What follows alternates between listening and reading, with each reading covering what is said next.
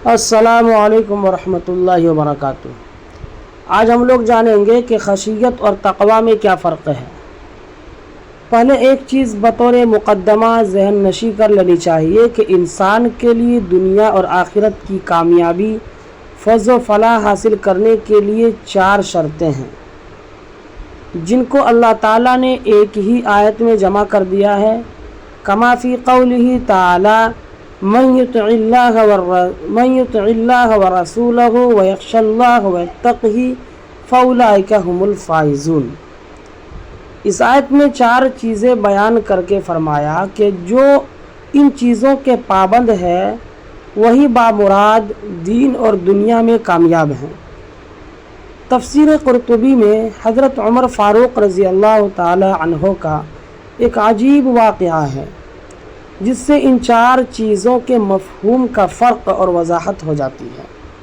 واقعہ یہ ہے کہ حضرت عمر فاروق رضی اللہ تعالی عنہ ایک روز مسجد نبوی میں کھڑے تھے۔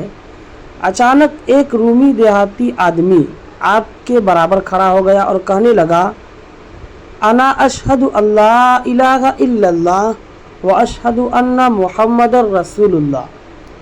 حضرت فاروق اعظم رضی اللہ تعالی عنہ نے پوچھا، کیا بات ہے؟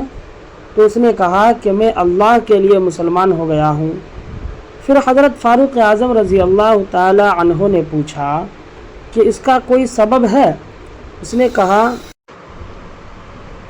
نے کہا بات یہ ہے کہ میں نے تورات، انجیل، زبور اور انبیاء سابقین کی بہت سی کتابیں پڑھی، مگر اس حال میں ایک مسلمان قیدی قرآن کی ایک آیت پڑھ رہا تھا۔ وہ سنی تو معلوم ہوا کہ اس چھوٹی سی آیت نے تمام کتب قدیمہ اپنے اندر جمع کر لی ہے، تو مجھے یقین ہو گیا کہ یہ اللہ ہی کی طرف سے ہے۔ فاروق اعظم رضی اللہ تعالی عنہ نے پوچھا، وہ کون سی آیت ہے؟ تو اس رومی دیہاتی نے یہی آیت مذکورہ تلاوت کی اور اس کے ساتھ اس کی تفسیر بھی عجیب و غریب اس طرح بیان کی کہ من یطع اللہ فرائض الہیہ کے متعلق ہے، ورسولہ سنت نبوی کے متعلق ہے، ویخشی اللہ گزشتہ عمر کے متعلق ہے، ویتقہ آئندہ باقی عمر کے متعلق ہے۔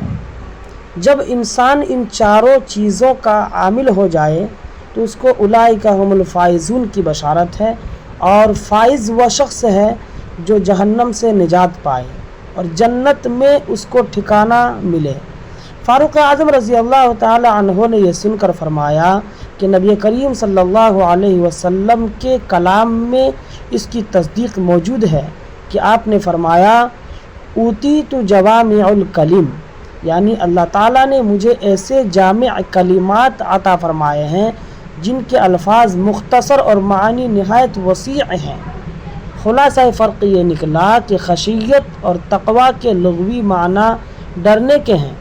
اول کا تعلق گزشتہ عمر کے ساتھ ہے اور ثانی کا تعلق باقی عمر یعنی آئندہ کے ساتھ ہے۔